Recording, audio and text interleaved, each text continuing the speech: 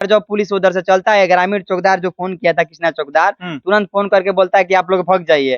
वो क्या करता है? क्योंकि उसका जात है, हाँ। पैसा लेता है। काली पांडे के फोन आ जाता है। काली पांडे हाँ। पूर्व में कभी होता था वो विधायक, कभी 2005 में काली पांडे कभी होता था विधायक को फोन कर देता है। हाँ। और साक्षी राय है कि साक्षी राय धमकी दे रही थी, हमके थाने के बाहर धमकी दे रही थी। साक्षी राय कौन है? साक्षी अपराधियों द्वारा धमकी दिया जा रहा है कि चार्जशीट कमजोर कर देंगे और कमजोर करा देंगे। डीएसपी साक्षी राय बोल रही है कि चार्जशीट कमजोर कर देंगे और तुम हमारे जिस तरह तुम्हारे पिता को मरवाए हैं उस तरह तुमको भी मरवा देंगे। 10-50 आदमी के 200 आदमी का साइन करा के आयोग में भेज देंगे।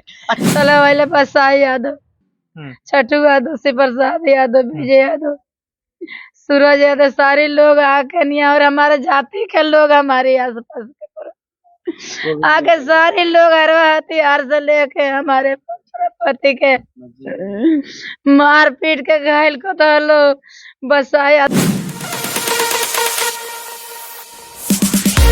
मौजूदगी है गोपालगंज जिले के नारायणपुर, वही दलित बस्ती में, वही दलित बस्ती जो कि दलित हत्या मामला आप सभी को मालूम होगा। आप लोगों ने देखा था वो वीडियो, कैसे एक बेटी चीख चीख कर रो रही थी, कैसे एक पत्नी रो रही थी, कैसे एक बेटा रो रहा था कि मेरे पापा को कोई नहीं बचाया, कोई नहीं बचाया।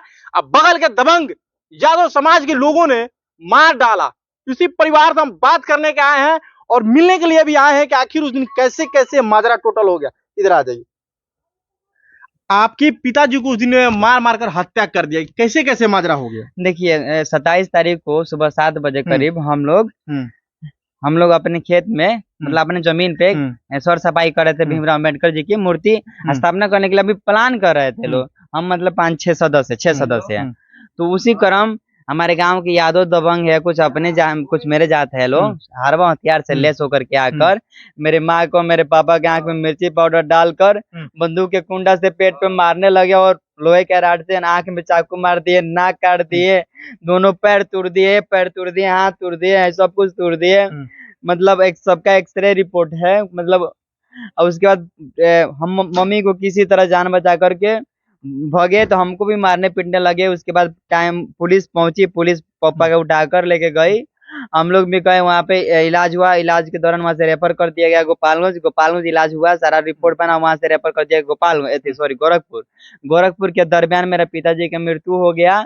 उसके बाद पोस्टमार्टम हुआ। पोस्टमार्टम होने के बाद उसके बाद हम लोग घर पे आए। उसमें केस रजिस्टर हुआ 530-23, जिसमें अपराधियों द्वारा धमकी दिया जा रहा है कि चार्जशीट कमजोर कर देंगे और कमजोर करा देंगे। डीएसपी साक्षी राय बोल रही है कि चार्जशीट कमजोर कर देंगे और तुम हमारे जिस तरह तुम्हारे पिता को मरवाए हैं उस तरह तुमको भी मरवा देंगे। 10-50 आदमी के 200 आदमी का साइन करा के आयोग में भेज देंगे। अच्छा, उस दिन आखिर क्यों आपके पिताजी को लोग मारने लगे? आखिर क्या रीजन हो सकता है? पूर्व में मेरा वहाँ पे घर था तो वही अपराधी सेम वही एक्यूज हमारे घर जला दिए थे लोग। उसमें डीएसपी नरेश पासवान उस टाइम थे 2021 में। वो पैसा लेकर के रीडर द्वारा रिश्वत ले रहे थे लोग, तो हम वीडियो बनाए, मोबाइल तोड़कर छीन लिए, मारपीट किया हमारे साथ। उसमें कोई उस केस फल्स कर दिए। उसके बाद और अपराधी का यादव का मन बढ़ गया, बसराज यादव का मन बढ़ गया।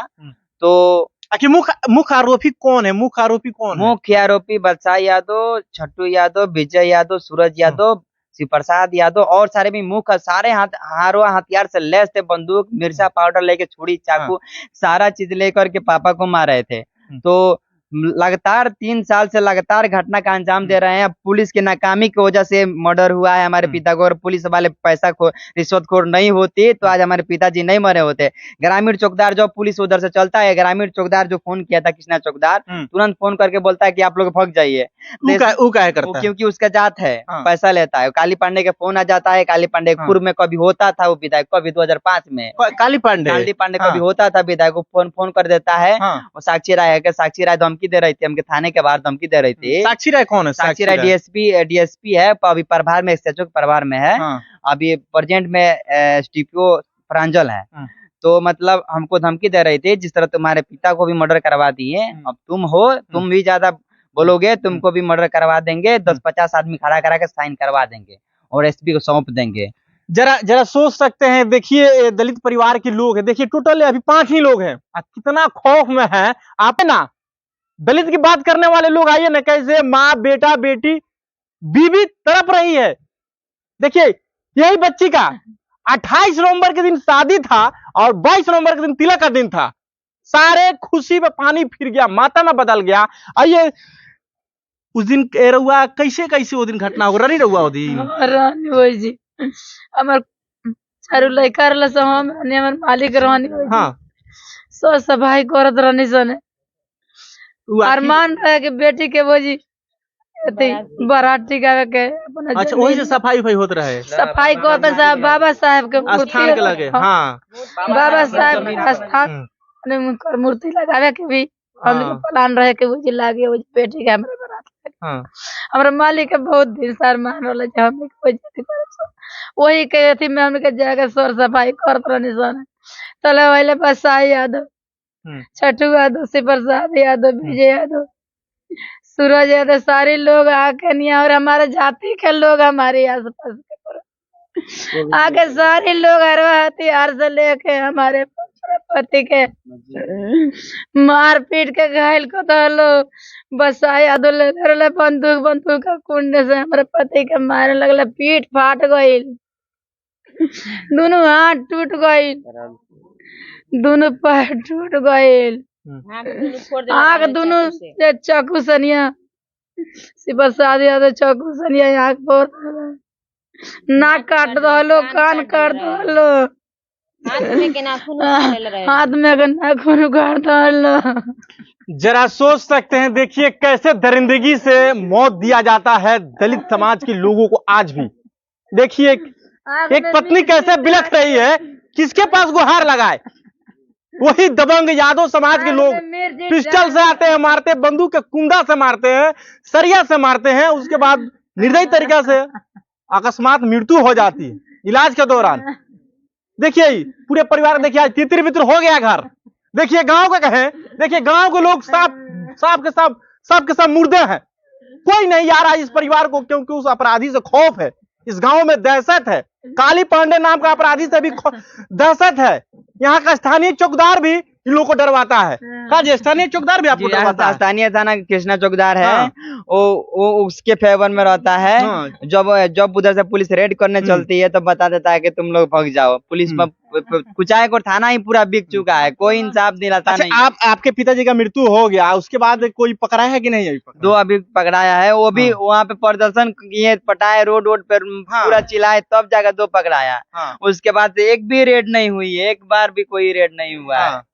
कोई अभी आपको आश्वासन मिल रहा है कि नहीं कि जो अपराधी उनको सजा दिया जाएगा? नहीं, आश्वासन कोई नहीं दिया जा रहा, बल्कि धमकी जरूर दिया जा रहा है कि धमकी दिया जा रहा है एसडीपीओ प्रांजल के द्वारा कि नाम निकाल देंगे।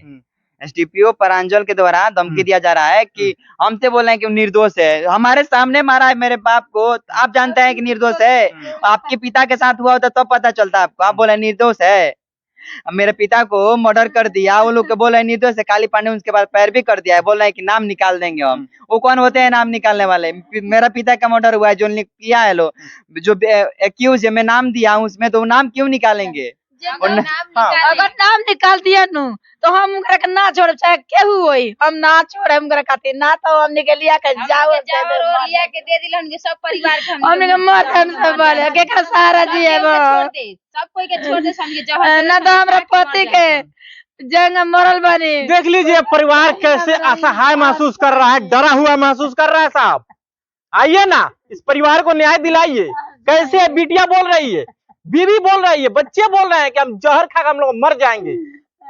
ऐसे अपराधी को अगर कोई बचाता फिरेगा, कोई नेता लोग अगर चापलूसी करता फिरेगा, हम ये अपराधी को बचा ले, इनका नाम निकलवा दें, और लोग जाएंगे तो जाएंगे कहाँ?